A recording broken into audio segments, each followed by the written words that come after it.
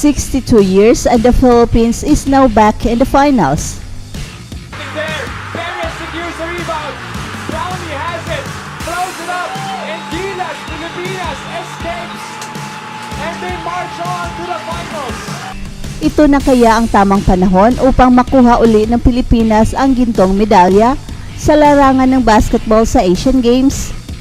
Well, yan ang ating pag-uusapan in this video. At para sa mga naghahanap ng live streaming, ay pakiclick lang po ng link sa comment section upang sama-sama nating panoorin ang historic game na ito. Gilas Pilipinas versus Jordan para sa gintong medalya. At napakataas ng at stake ng laban na to for both teams.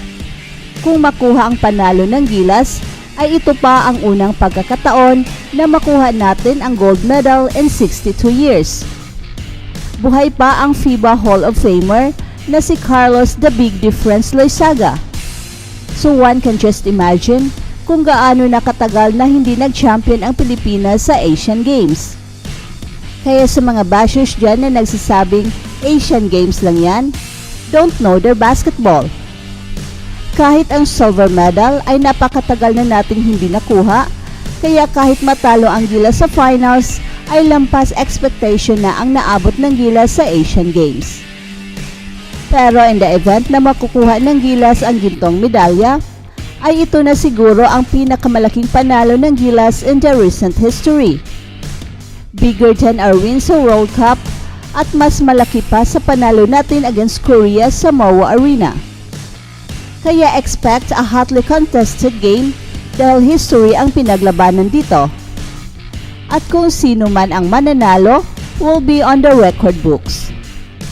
Sa mga alanganin dyan dahil tinambakan tayo ng Jordan sa group stage, ay kalma lang kayo dahil very confident pa rin si Coach Tim Cone na tatalunin nila ang Jordan sa finals. At tutukan na naman natin muli ang matchup ni na Justin Brownlee at Rondae Hollis Jefferson na kung saan ang Jordan lang ang merong player na makakamatchup kay Justin Brownlee pound for pound. Is it a disadvantage sa Gilas? Well, I don't think so. When Justin Brownlee is on a roll, ay walang makakapigil sa kanya. And he has proven it in his 7 years in the PBA, playing against different kind of imports with bigger credentials. Kaya in Brownlee we trust. Samantala, ikinatuwa ng mga opisyal ng Boston Celtics na nasa kanila si Jrue Holiday. There's a togetherness, there's an excitement, there's a joy, a competitiveness. At yan ang sabi ng Celtics president na si Brad Stevens. Hindi may pagkakaila ang ngiti ni Brad Stevens, ang tipikal na seryosong boss ng Boston Celtics sa basketball, matapos mapanood niya ang isang practice pa lamang kasama si Jrue Holiday sa koponan. We made 1,000 mistakes, but you could also see there's the thing that's there. There's a togetherness, there's an excitement, there's a joy, a competitiveness. Yan ang sabi ni Brad Stevens sa kanilang introductory news conference nitong Webes. And I think he brings it as well as anybody around. I just think that's contagious. Dagdag na pahayag ni Stevens. Nakuha ng Boston Celtics si Jrue Holiday nitong linggo mula sa Portland, kung saan siya ay ipinadala bilang bahagi ng trade na naglipat kay Damian Lillard sa Milwaukee Bucks. Ang kasunduang ito ay nabuo nitong linggo, isang gabi bago ang pagbubukas ng training camp, at hindi pa nag-practice si Holiday nitong Martes at nanood lang siya. Isang araw pagkatapos nito, kasama ang Celtics Hall of Famer na si Paul Pierce na nanood sa kupunan, and this time, sumali na si Holiday sa kanyang mga kakampi sa kanilang practice facility and set a tone that the team hopes will result in a championship. There was just an electricity in the gym today. Paul Pierce turned to us and said he's never seen an NBA practice in his whole entire career that they went that hard, that fast for that long. Yan ang sabi ng co-owner na si Steve Pagliocca. Although magka-tied sila sa Los Angeles Lakers, na may 17 na championship. 15 years na ang nakalipas mula nang nagkaroon ng huling bandila ang Celtics sa TD Garden. Sila ay nakarating sa Eastern Conference Finals ng 5 beses sa last 7 seasons. Nakarating pa sila ng NBA Finals 2 taon na ang nakalipas, pero parang napakahirap para sa kanila ang makakuha ng bagong titulo.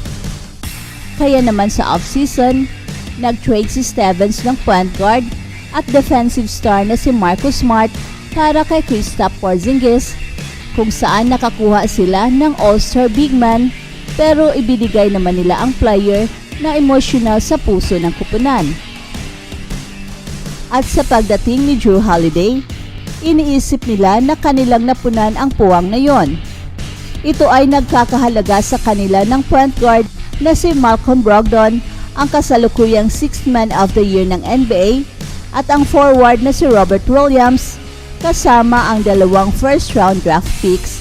Pero dahil kay Holiday at kasama na ang mga all-star na sina Jason Tatum at Jaylen Brown, naging paborito ang Boston Celtics kasama ang Milwaukee Bucks na manalo sa lahat. Yan ay ayon sa FanDuel Sportsbook. We're adding everybody we can, who will add character, commitment, and extreme talent. We're also unfortunately letting some of those guys go. We're doing absolutely everything we can, but if you're in Celtics ownership, that's what you do, or you make way for somebody else. At yan ang sabi ng co-owner ng team na si Wyc Grousbeck. Nagsimula si Jrue Holiday sa kanyang karera sa Philadelphia.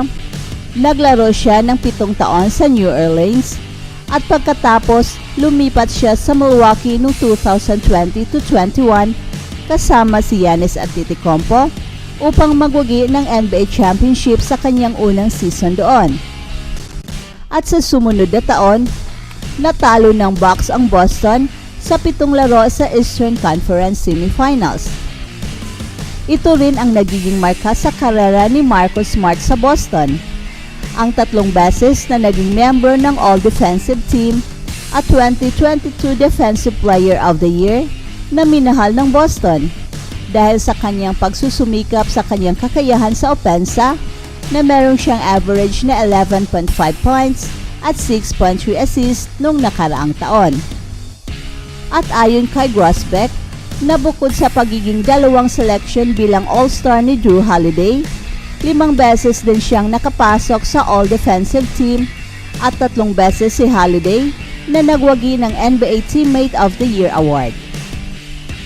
That's it for now, guys. Pero bago kami magtatapos, ay huwag kalimutan na huwag magpahuli sa mga pinakabago mga kwento at balita ng kasiyahan at tagumpay. Bahala na ang mga marites dyan. Basta kami ay handang maghatid ng tunay na inspirasyon sa mundo ng sports.